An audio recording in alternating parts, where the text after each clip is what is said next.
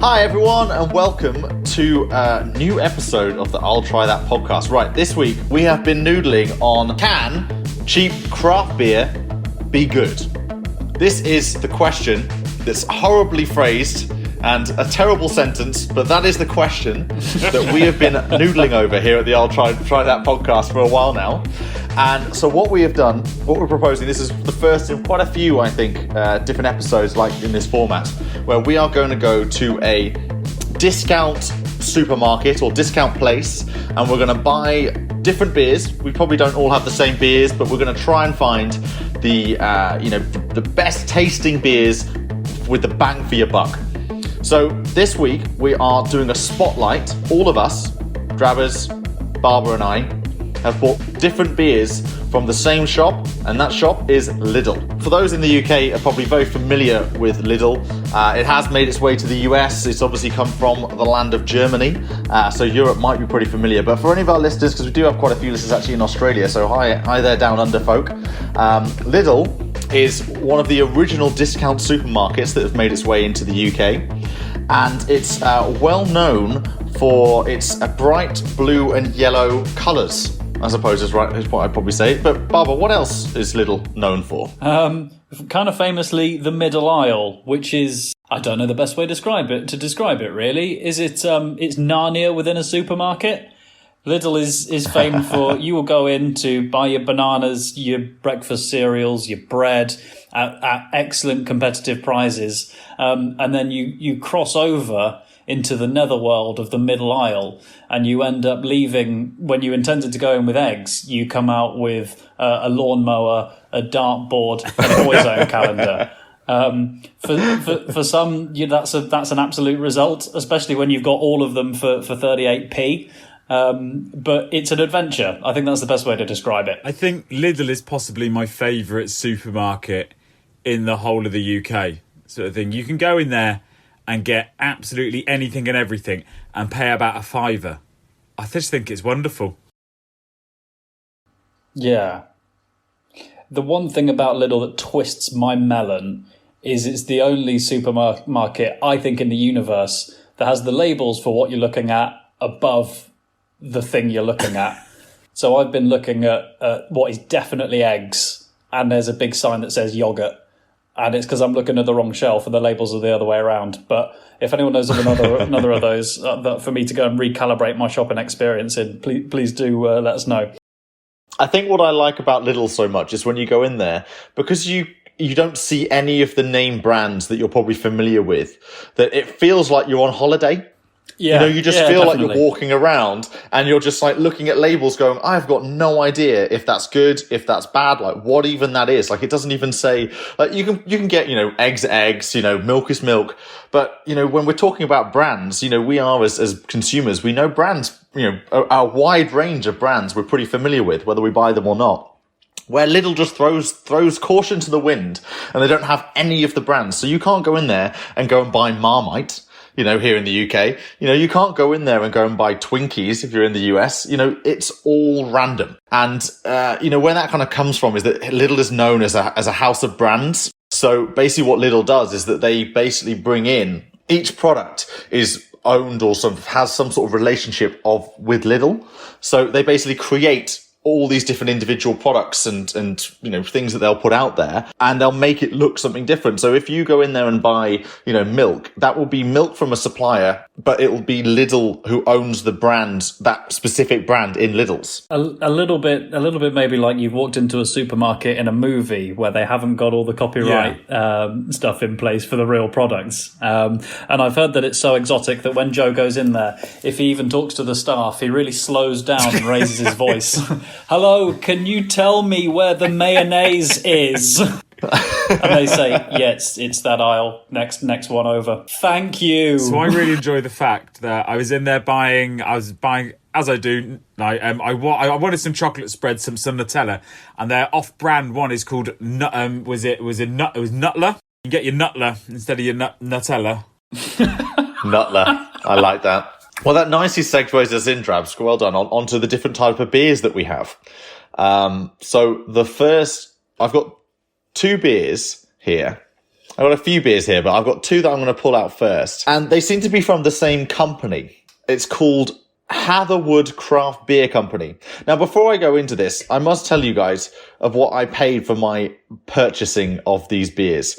Not just these two beers, but I bought probably about 8 beers, and I probably spent about £5 for those 8 beers. All not like as part of a 6-pack, sort of a promotional deal. Different random selection of beers. Solos, that is an extraordinarily cheap amount of money for this amount of beer. I didn't pay over. I paid under £2 for every single one of my beers that I'm drinking today, which is, in comparison, for other beers I spent £7 a can on some beers for this podcast. Yeah, so there's value there, definitely. So have either of you guys got any Hatherwood Craft Beer Company beers? I too have 2 Hatherwood craft beer companies. My eye was drawn to them immediately. Very funky, somewhat reminiscent of other craft beers that are out there, but obviously with a subtle twist. Are we at the stage of telling each other what we've got so far? Yeah, so I've got a very sexy looking plunged orange pale ale, cheeky 6%. I was immediately drawn into this one. Yeah, eye-catching. I was going to say, I did have that one, but I drank it in the bath earlier prior to recording. I just wanted to get my head in the game. To be fair, though, you know, this is the design is like a scuba diver, an old school scuba diver helmet undersea. So actually, you probably should be drinking this in the bath. So I think you've done it justice, Drabs. Well, that is what I wear when I get into the bath, is an old school scuba diving outfit. Little yellow rubber ducky as well. Yeah, 100%. And then I just wrestle with an octopus. Yeah, I was going to say, it's more likely to be a spear gun or some sort, isn't it? That's an old school scuba diving, like, a stereotype. I have just recently started spear gun fishing. Have you got anything good? No, I haven't shot a single thing. Their fish are really fast. Okay, well, I think I'd take after. I think was it Chandler Bing from Friends who goes for a battleship to butch up, but a beer will have to do. I kind of worried that you might be biased towards thinking that beer is an especially good one, though, Drabbers, because drinking it in a bath is a wonderful experience. I should tell you though, that's not the beer I'm drinking at the moment. I am on a Steam Brew Session IPA. Again, wow, why do I start with that? It looks like what was the video game that was also set underwater, and there was BioShock. Yeah, it looks like something you would drink drink it if you're in BioShock. Also, Session IPA, cheekily at 4.9%.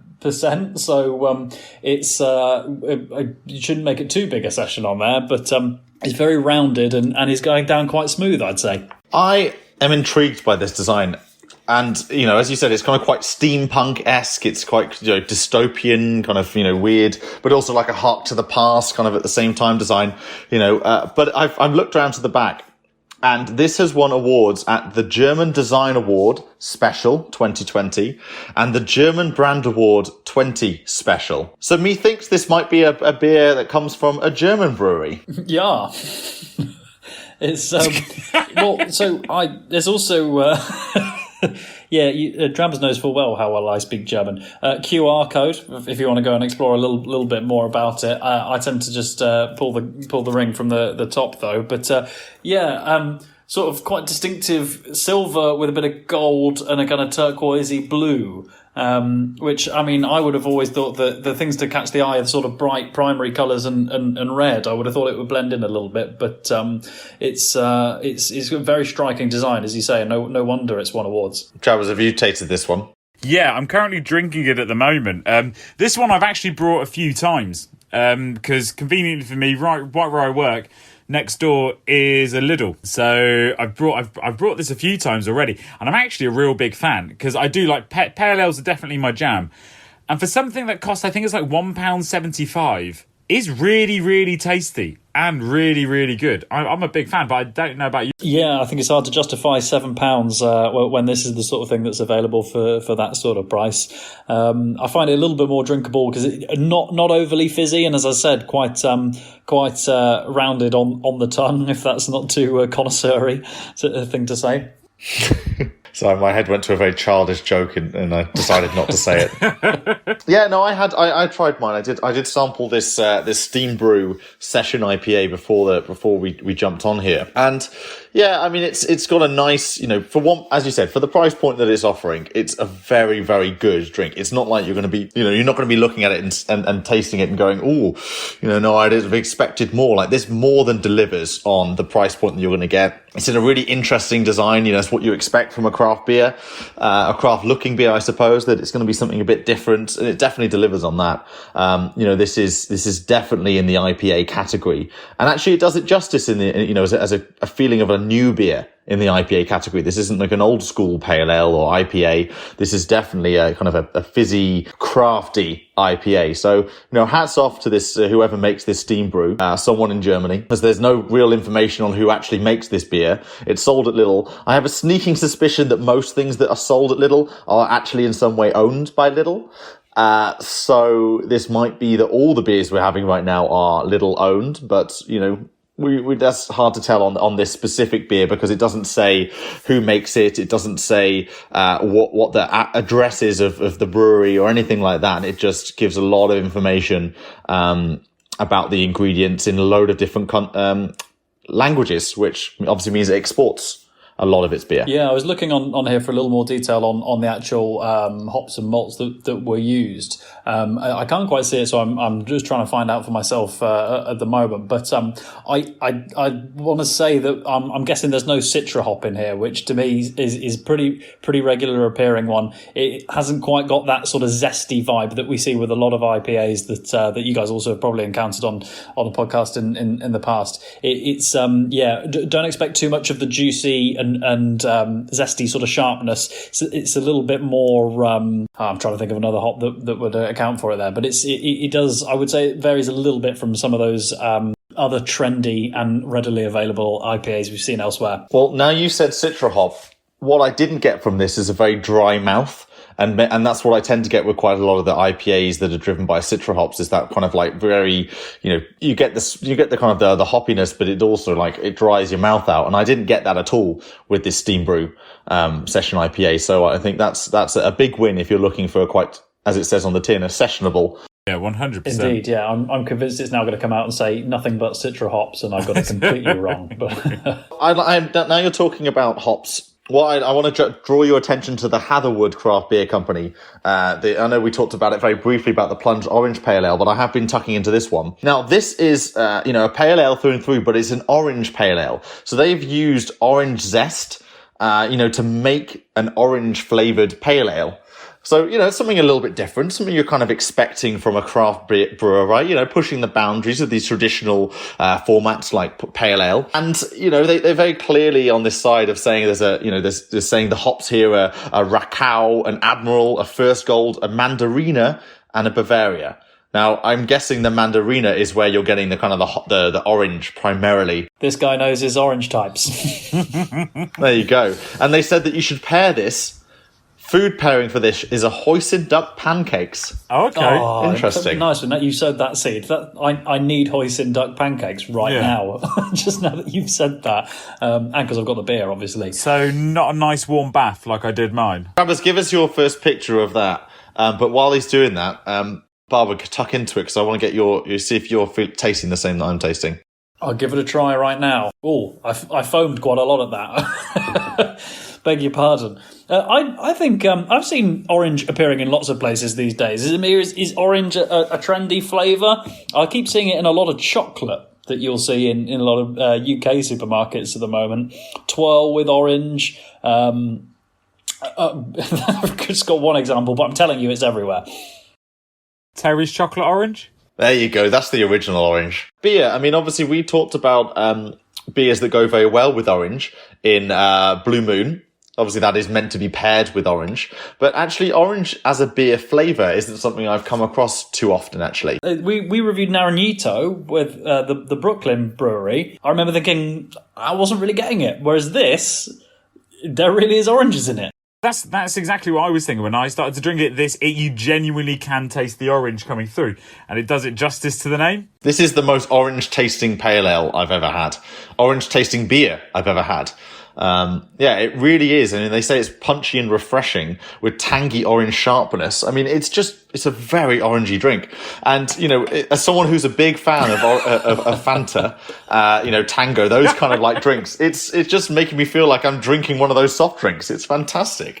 It's definitely got tang is the best word, because ultimately it's still beer, so it's not overarchingly sweet. It's not going to be one that wins over the cider drinkers out there, but it's really tangy. Oh, I would challenge that. I think it's sweeter. Like basically, you're not many bitter drinkers or kind of people who like their traditional beers aren't going to enjoy this. But if you're a cider or you've got a bit of a sweet tooth, I think you should try this Hartherwood Craft Beer Company Plunged Orange Pale Ale, because I think you'll be pleasantly surprised, because it actually all I'm getting right now is the orange coming through and the sweetness that's coming off this. This is an incredibly mellow but like ale, but it's got that sweetness to it. That's a better way to put it. I think I'm remiss for having extremist beer versus cider views there. Okay, so I'm gonna stray us away from what was it called again? The beer again? I can't remember. We just talked about it. Plunged Orange Pale Ale. So I'm going to take us away from Plunged Orange to a beer that I've acquired, which I'm not too sure if you boys managed to get at your Lidl, but it is another flavoured beer that, but it's possibly not a flavour you would consider putting with beer. I'm going to say ever. I'm excited to hear this one. Candy floss. No, not candy floss. Oh no, I could see some sort of like chocolatey porter that's quite candy flossy. I could see that. If I'm honest, a mint beer would be gross. I'm just going to put that out there. No, it's not. It's not a mint beer.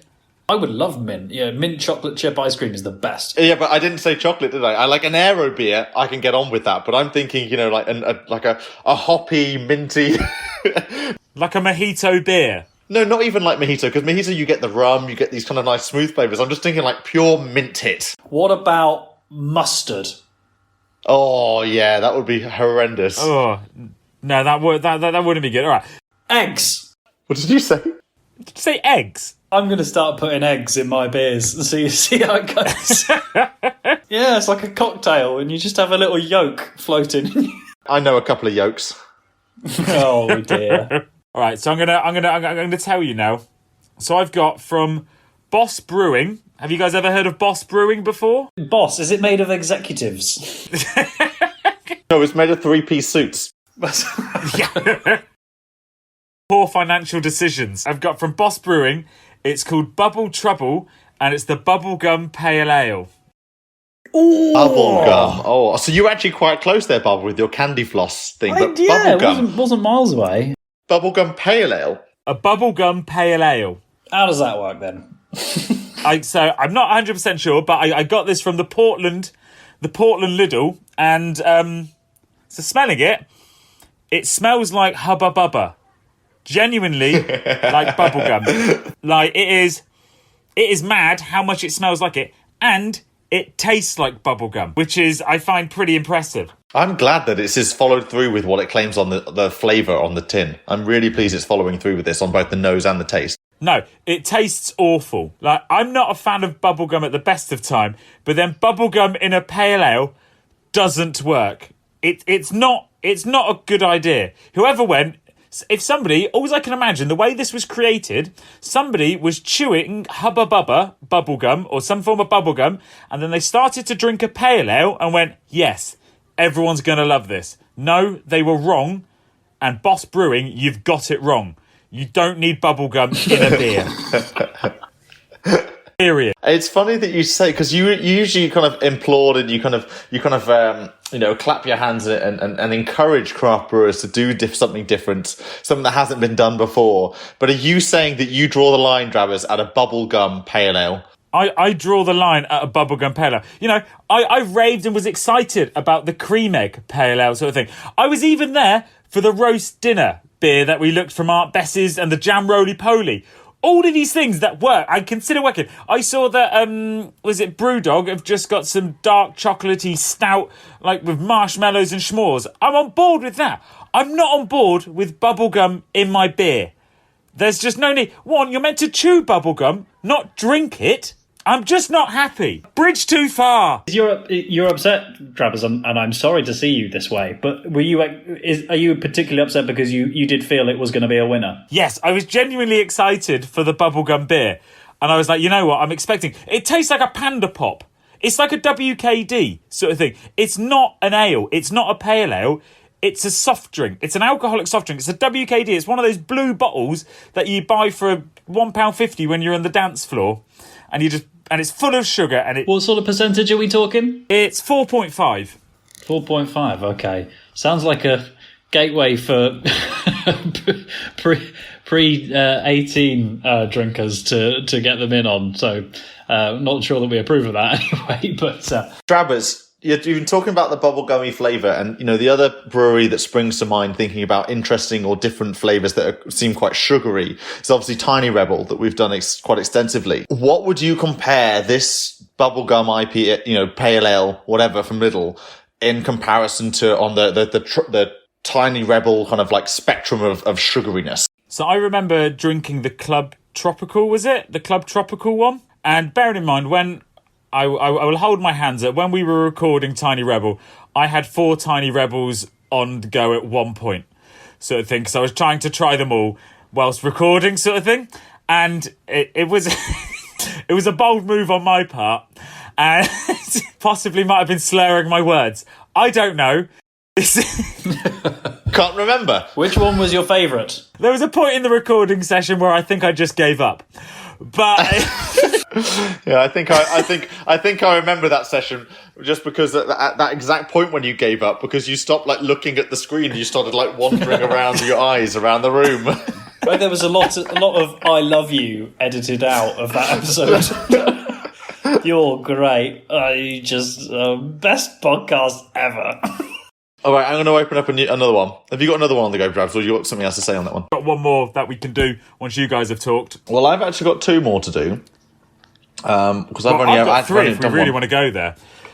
Yeah. Well, my next one, and I'll probably do this one on the side while I'm doing another review. So I'm picking up. We know we've been trialing out non-alcoholic beers since January, and obviously the non-alcoholic trend has gone absolutely exploded. Every single brewer that you can think of has done one now. So I was interested and intrigued when I saw that Lidl have their own offerings of non-alcoholic beers. So I have a premium Weiss beer, Patronus, alcohol free. Are you casting a spell from Harry Potter? It does sound like that, doesn't it? Already thinking this is a Weiss beer, a wheat beer. My brain goes back to, what's the last non-alcoholic white beer or wheat beer I've ever had? Oh, it's going to be Erdinger. So I'm expecting this to have an Erdinger style to it, and we actually quite enjoyed that Erdinger, didn't we? That non-alcoholic Erdinger. Everyone I speak to rates Erdinger highly, so the pressure is on for this one. I mean, this one doesn't claim it's a sports drink. That's what I was going to say.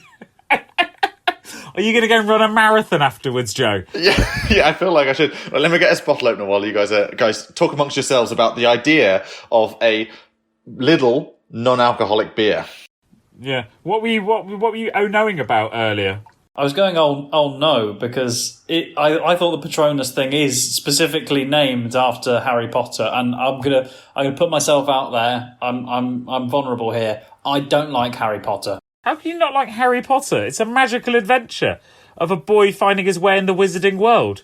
Barbara, you're the newest member of the I'll Try That crew, and you've actually been on your probation period, and I think that means that we failed your probation period by not liking Harry Potter. Right. Do you know what? I'm not prepared to compromise my principles. Harry Potter. I won't say anything about the books. I remember I read the books. I think I got up to Goblet of Fire when I was of an appropriate age and enjoyed that, but then I stopped.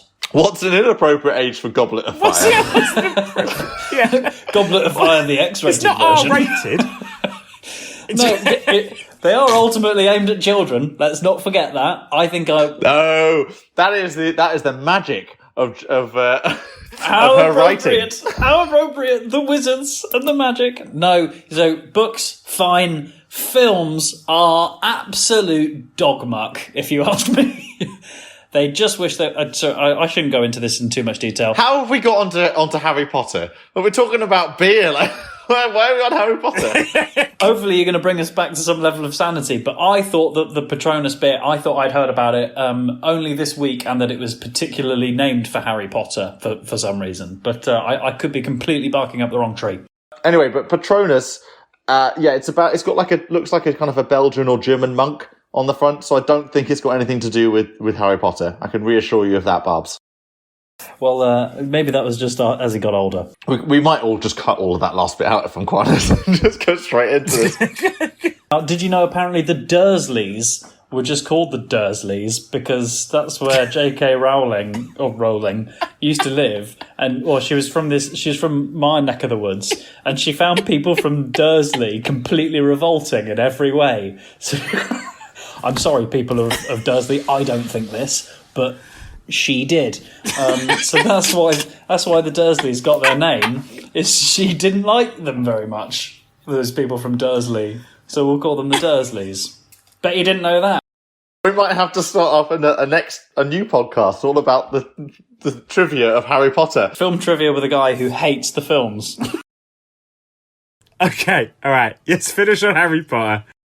This alcohol-free beer, it smells like you expect from a wheat beer, alcohol-free. It's quite sweet to the nose. It's a little bit vacuous because obviously it doesn't have any alcohol. It's gone through the process of removing all the alcohol from it. To taste, it tastes sweet as well. I'm actually really quite enjoying this as a drink. Maybe because I've just had a very sweet orange pale ale just before this one. It's palatable. It's not like it's it's not like a Doom Bar non-alcoholic or the Old Speckled Hen non-alcoholic, which quite frankly, when we discussed this at length, very disappointed those breweries brought out a non-alc that tastes exactly like that because it was horrendous. Whereas this wheat beer, non-alcoholic, is very palatable. I brought 2 Boss Brewing beers from Lidl.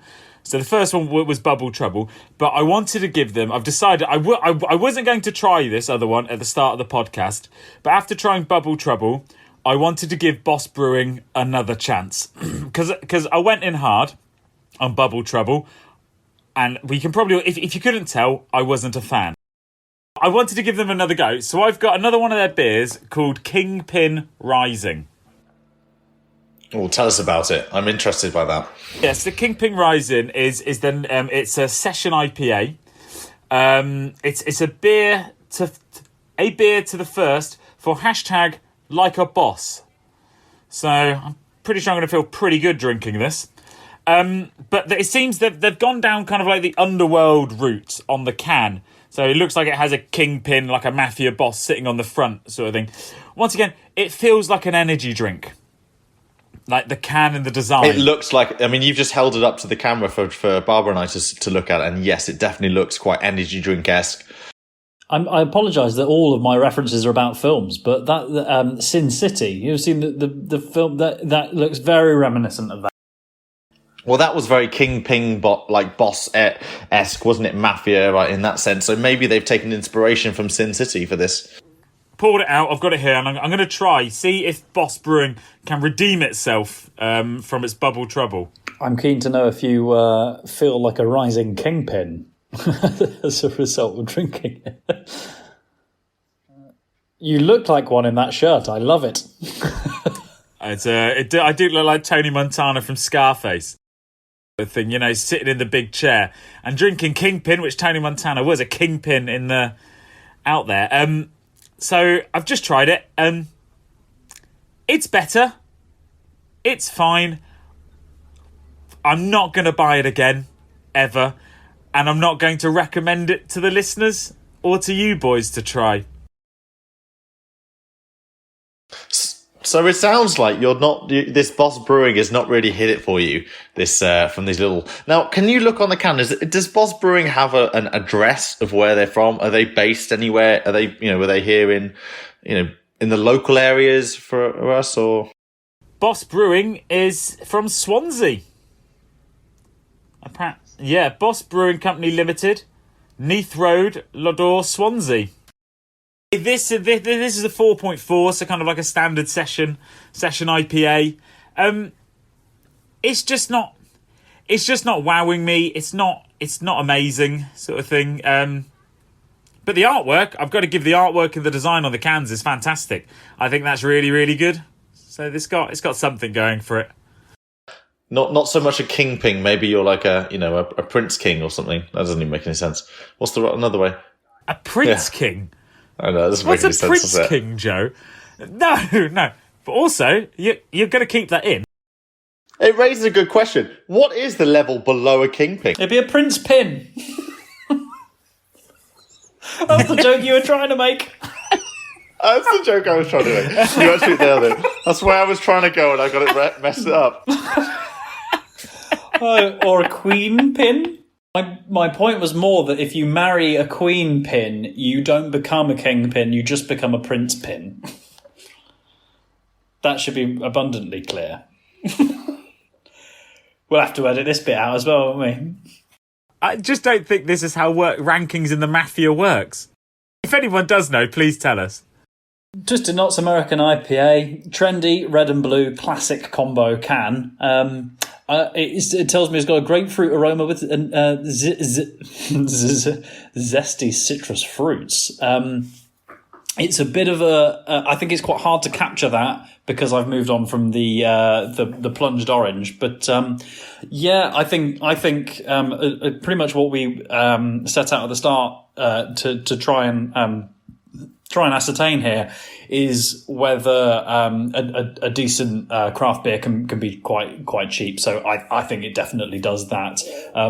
Hard for it to stand out. I think these days we've got plenty of craft beers knocking about, and particularly pale ales and American pale ales. However, the lower price does not, to me, denote a huge step down in the quality. As we said, it's not the crazy £4 and £5 a can that we've seen elsewhere. I would reiterate that point. It's hard for it to stand out, but it definitely does the job and can stand up for the amount I think you'd be paying for it. Now, given that you've had two of these beers, which are from this Hatherwood craft beer company, the orange one that we had before, that was very orangey. Do you get the grapefruit? Does it have the same level of like grapefruit flavour as the orange one did? Not as intensely for me. It's not as intensely grapefruity as the orange was. As the orange was orangey, for want of a better phrase. You really were taken there. I always think when you're having an orange, you always get quite a strong smell of an orange when you first peel it. Without being too obvious, yeah. You got that. What's that word I'm looking for? Orange. Yeah, the grapefruit is in there. The grapefruit is in there, I'm sure. Take me seriously. The grapefruit is in there, but it's not as bold as the orange. It sits in there more subtly. What I'm interested by these guys, because Hatherwood, the orange one that you've had, that we've both had, and the red, the Twisted Knots one.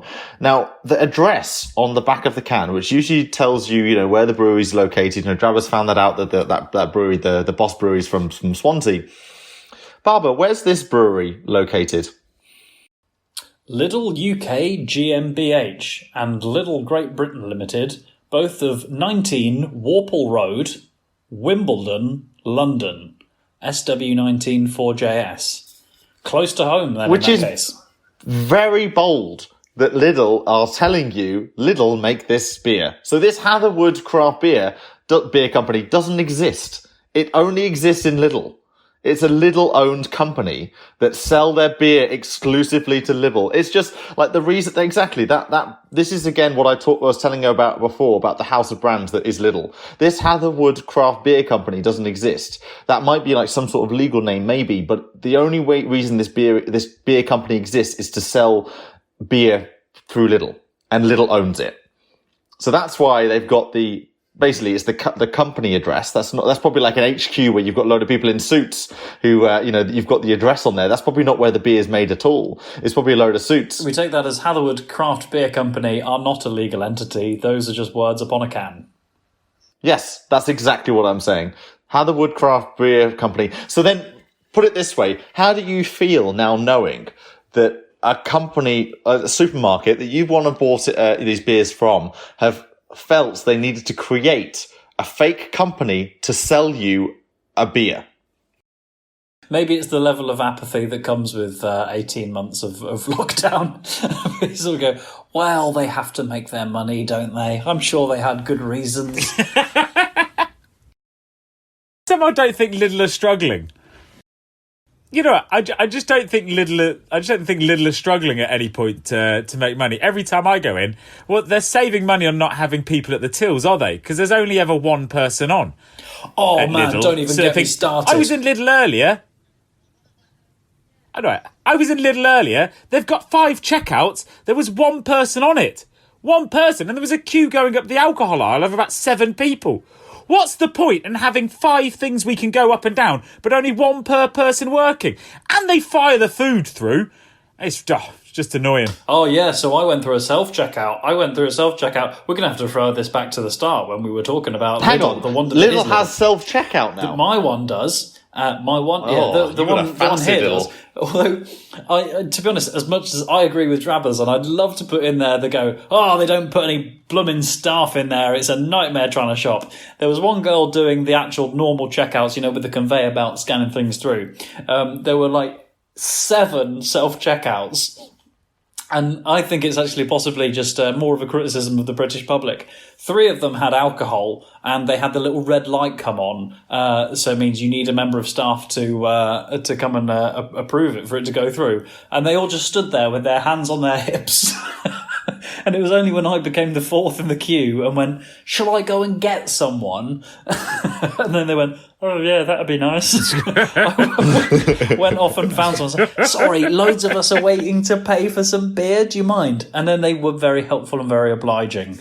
That does sound like a little experience. You wouldn't get that at a Waitrose, let's put it that way. There'll be people, do you need help? Can I help you? Is that okay? You don't need to go find someone. But going back to the point that I guess I was trying to make about how the Woodcraft Beer Company, which you guys nicely went off on a tangent about how Lidl has got bad service. So guys, this is a budget supermarket. It's not going to be great service. I'm just going to put that out there. You get what you pay for. But I think the point remains is, what would you feel? Let me rephrase the question.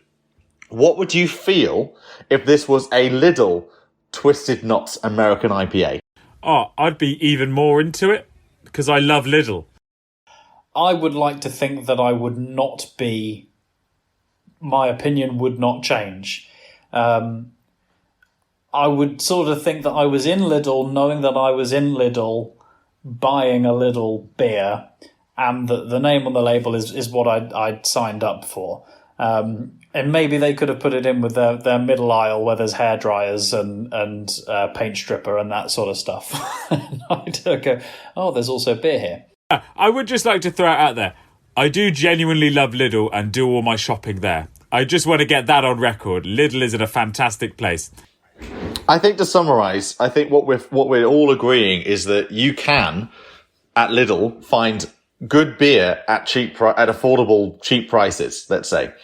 I think you can find a whole mixture. You've got to maybe wade through a couple. So, definitely I would say don't buy a 64 pack or loads of different cases of the same beer. Definitely try a few different ones, find what you enjoy, and then you can go from there. It seems clear that they've got a range of options there. So yeah, as you say, Joe, absolutely. Find the one that works for you and then roll with it. I mean, I'm just amazed the fact that they have an actually very palatable alcohol-free wheat beer, given it's so new on the market, actually, as a concept. So, cheers. Cheers. Bottoms up. That's a real innings. And that's all we have time for from this week's episode of the I'll Try That podcast. And so from me, Joe, Rich, and Simo, goodbye.